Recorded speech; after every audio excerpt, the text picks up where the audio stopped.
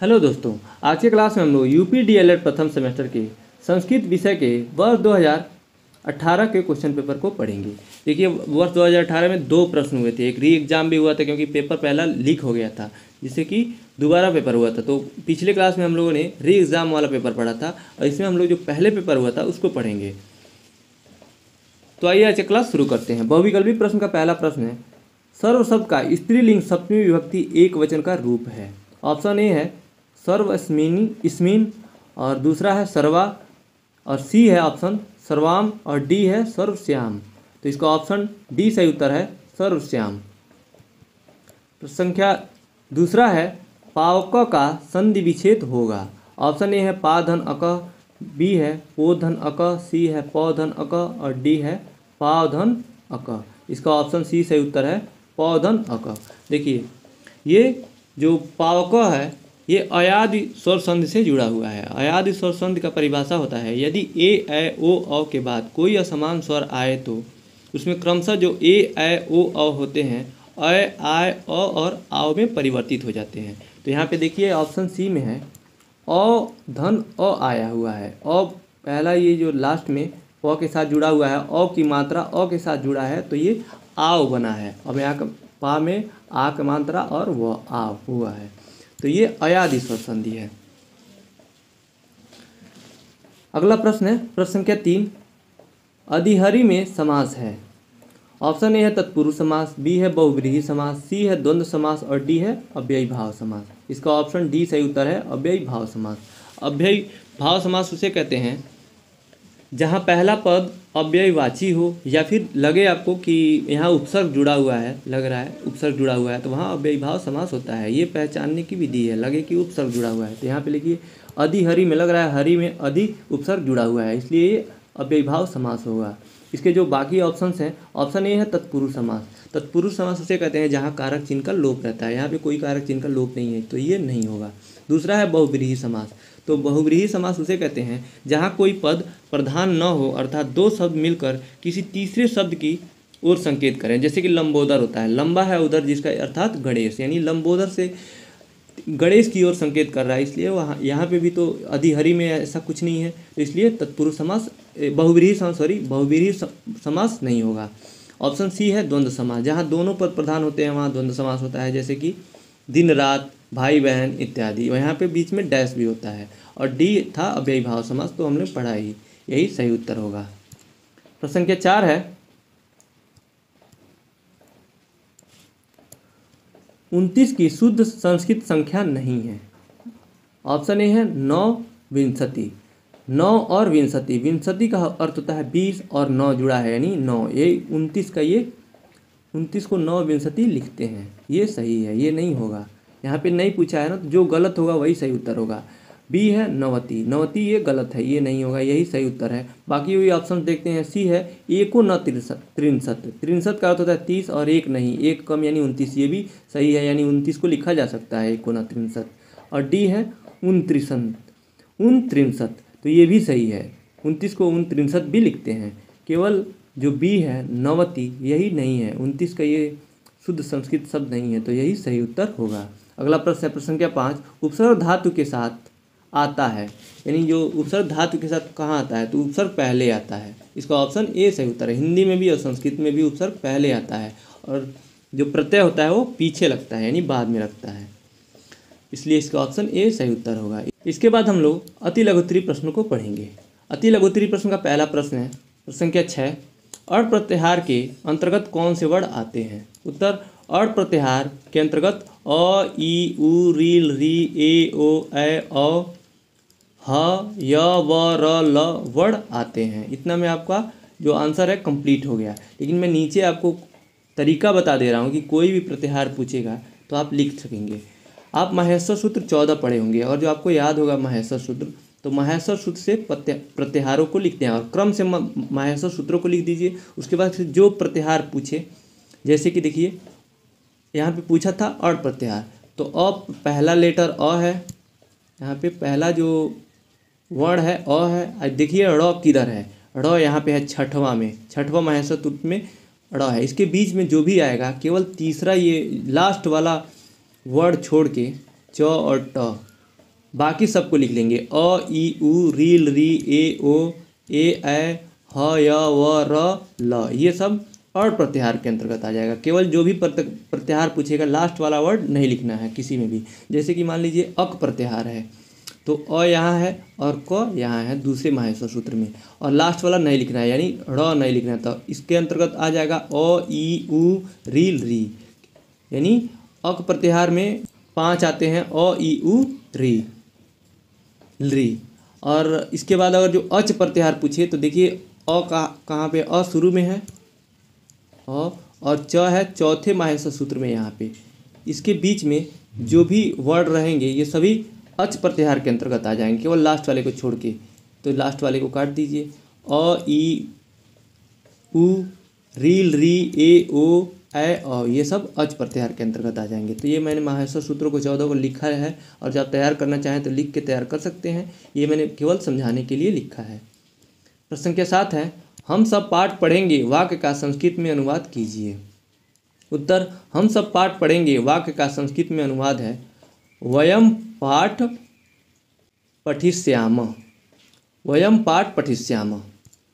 प्रश्न संख्या 8 है, ध्रुव मपाए अपादानम से संबंधित विभक्ति का नाम लिखिए। उत्तर, ध्रुव मपाए अपादानम से संबंधित विभक्ति का नाम पंचमी विभक्ति होती है, जिसका कारक अपादान होता है तथा चिन्ह से अलग होने के अर्थ में होता है। जैसे कि वृक्षात पत्रम पतति, यानी वृक्ष से पत्ते अलग हो रहे हैं, गिरते हैं, पतति मतलब गिरते हैं, तो यहाँ अलग हो रहे हैं, तो यहाँ पे अपादान कारक है, पंचमी विभक्ति है। प्रश्न संख्या 9 है, राजपुरुष का समास विग्रह कीजिए तथा समास का नाम लिखिए। उत्तर, राजपुरुष का समास विग्रह है राजः पुरुष, और इसका समास का नाम है राजपुरुष में तत्पुरुष समास है। जहाँ कारक चिन्ह का लोप होता है वहाँ तत्पुरुष समास होता है। तो यहाँ पे ये संस्कृत में पूछा इसलिए राजः है, यहाँ पे राजः पुरुष। प्रश्न संख्या 10 है, हरि शब्द की द्वितीय विभक्ति में तीनों वचनों का रूप लिखिए। उत्तर, हरि शब्द की द्वितीय विभक्ति में तीनों वचन हो जाएंगे हरिम, हरि और हरीन।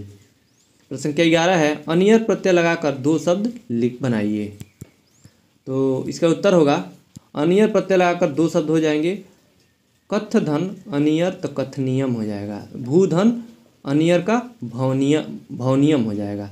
ये तो नपुंसक लिंग में होगा, ये तो लिंग का नाम नहीं पूछा है, तो आप किसी भी लिंग में लिखेंगे तो सही होगा। ऊपर लिख दीजिएगा कि हम नपुंसक लिंग में लिख रहे हैं, कि पुल्लिंग में लिख रहे हैं, कि स्त्रीलिंग में हो जाए लिख रहे हैं। तो अनियम का पुल्लिंग होगा कथनीय, कथनीय पुल्लिंग में, और स्त्रीलिंग में कथनीय। और भवनियम का पुल्लिंग में होगा भवनीय और स्त्रीलिंग में भवनीय। देखिए यहाँ पे जो हिंदी से थोड़ा सा डिफरेंस होता है प्रत्यय और उपसर्ग संस्कृत में।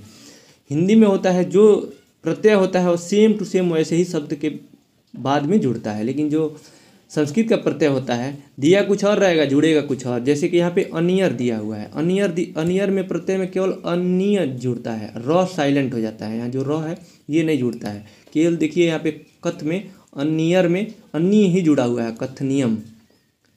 और भू में अनियर में भवनियम हो गया है। यहाँ पे र नहीं जुड़ा है, अनियम हो गया है, यानी अनियम। ये तो जो लास्ट वाला म है ये तो लिंग से आया हुआ है। नपुंसक लिंग में लिखेंगे तो ये होगा, पुल्लिंग में लिखेंगे तो यह हो जाएगा, और स्त्रीलिंग में या होता है। ये लिंग से जुड़ा हुआ है, लेकिन जो प्रत्यय जुड़ा हुआ है अनिय जुड़ा हुआ है। अगला प्रश्न है प्रश्न संख्या 12, जो कि लघु त्रिप्रश्न का पहला प्रश्न है। दीर्घ संधि किसे कहते हैं, उदाहरण सहित समझाइए। उत्तर, दीर्घ संधि इसका सूत्र होता है अकस्मणे दीर्घ। परिभाषा होता है इसका, समान वर्गों के योग से शब्दों में जो परिवर्तन होता है उसे दीर्घ संधि कहते हैं। अर्थात ह्रस्व या दीर्घ अ ई उ री के बाद कोई ह्रस्व या दीर्घ अ ई उ री आए तो दोनों मिलकर दीर्घ अ ई उ री हो जाते हैं। अर्थात 2 सजातीय स्वर पास पास आते हैं तो दोनों, यहाँ वर्षों नहीं है, दोनों वर्णों होगा, वर्णों के मेल से सजातीय वर्ण दीर्घ स्वर हो जाता है। जैसे कि कोई भी अक प्रत्याहार का अ ई उ री भी होता है, इसमें री छूट गया है, री भी होता है, आए तो उसका दीर्घ हो जाता है। आ ई उ और री कैपिटल री हो जाता है। जैसे कि एग्जाम्पल में समझ सकते हैं, अध्यधन अपि अद्यापि, यहाँ पे अ और अ जुड़ा है तो आ हो गया है। यहाँ पे विद्याधन आलय, आ जुड़ा है तो आ ही रहेगा, उसमें क्या परिवर्तन होगा जब वो दीर्घ खुद आ है तो। और हिमधन आलय, अ और आ जुड़ा है तो आलय हुआ है हिमालय। तो ये एग्जाम्पल से आप समझ सकते हैं। अगला प्रश्न है प्रश्न संख्या 13, संस्कृत व्याकरण शिक्षण के उद्देश्य लिखिए। उत्तर, संस्कृत व्याकरण शिक्षण के प्रमुख उद्देश्य निम्नलिखित हैं। पहला है भाषा का ज्ञान होता है, दूसरा है भाषा क्षमता बच्चों में पैदा होता है, और तीसरा है वैचारिक सोच, और चौथा सांस्कृतिक मूल्य, और पांचवा बौद्धिक विकास। चूँकि ये लघुत्तरी का प्रश्न है, 50 वर्ड या उससे ज़्यादा में लिखना रहता है, तो इन सबके बारे में थोड़ा थोड़ा लिख देंगे। तो आइए देखते हैं। पहला है भाषा ज्ञान। संस्कृत व्याकरण भाषा के नियमों और संरचना को समझने में मदद करता है। यह भाषा का शुद्ध और प्रभावी उपयोग करने में सहायक होता है। दूसरा है भाषा क्षमता। यह शब्दावली का विस्तार करने और भाषा की गहरी समझ विकसित करने में सहायक होता है। यह बोलने, लिखने, सुनने और समझने की क्षमता को विकसित करने में मदद करता है। तीसरा है वैचारिक सोच। संस्कृत व्याकरण वैचारिक सोच और तर्क करने की क्षमता को विकसित करता है। चौथा है सांस्कृतिक मूल्य। संस्कृत व्याकरण भारतीय संस्कृति और मूल्यों को समझने में मदद करता है। पांचवा बौद्धिक विकास। संस्कृत व्याकरण बौद्धिक विकास और ज्ञान की वृद्धि में सहायक होता है। तो ये सारा उद्देश्य हो जाएगा संस्कृत व्याकरण का। प्रश्न संख्या 14 है, गम धातु लोट लकार के रूप लिखिए। देखिए फर्स्ट सेमेस्टर में तो केवल लट और लिंग लकार, लंग लकार ही है सिलेबस में। पहला जो 2 लकार है, 5 लकार होते हैं जिनमें से 2 ही लकार सिलेबस में है, लेकिन सभी वर्षों के प्रश्न में आप देखेंगे तो लकार से सिलेबस से बाहर ही पूछा हुआ है। 2 साल तो पूछा हुआ है कि चाहिए के लिए क्या प्रयोग होता है, तो विधि लिंग लकार, ये 5वां लकार है। आप लकार पूरा पढ़ के जाइएगा, सिलेबस नहीं, आपको 5 लकार पढ़ के जाना है, क्योंकि किसी भी लकार से पूछ सकता है। उत्तर इसका गम धातु लोट लकार के रूप। तो पुरुष, एक वचन, द्विवचन, बहुवचन, ऐसे आप चार्ट बना लेंगे।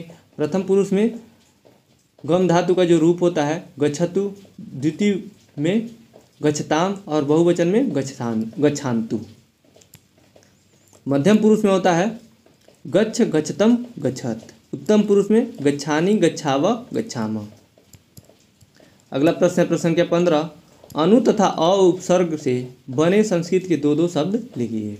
उत्तर, अनु उपसर्ग से बने शब्द अनुधन गच्छति, अनुगच्छत, अनुगच्छाति, अनुधन भव, अनुभव, और अनुधन चर, अनुचरा।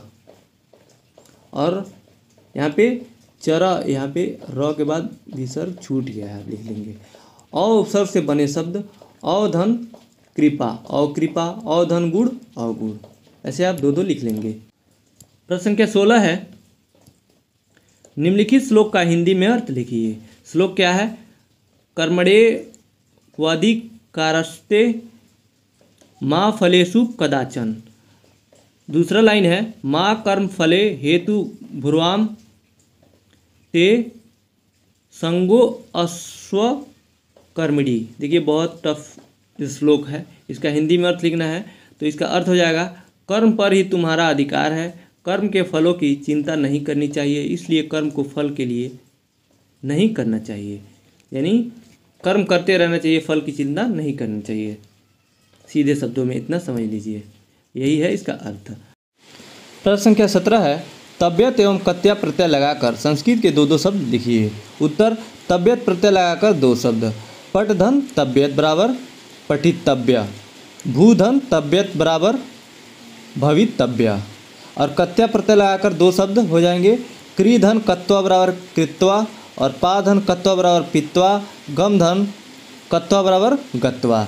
तो ये 2 प्रत्यय दिया था, 2 शब्द लिखना था, हमने 2 शब्द पढ़ लिया। अगला प्रश्न है प्रश्न संख्या 18, निम्नलिखित वाक्यों का संस्कृत में अनुवाद कीजिए। पहला शब्द है, राम सदा सत्य बोलता है। दूसरा, मैं काम करता हूँ। तीसरा, वे दोनों घर जाते हैं। तो इनका संस्कृत में अनुवाद हो जाएगा।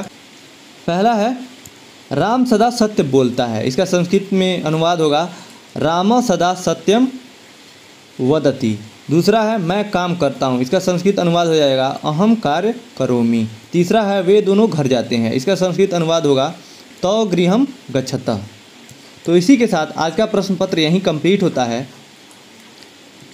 डिस्क्रिप्शन बॉक्स में प्रथम सेमेस्टर के सभी विषय के प्रीवियस ईयर 2023 से 2016 के प्लेलिस्ट का लिंक दिया हुआ है, उस पर क्लिक करके आप प्रीवियस ईयर देख सकते हैं। और राजन सीरीज़ के सभी सब्जेक्ट का प्लेलिस्ट अलग अलग दिया हुआ है, उस पर क्लिक करके आप राजन सीरीज़ भी देख सकते हैं। इस वीडियो को देखने के लिए आपका बहुत बहुत धन्यवाद दोस्तों।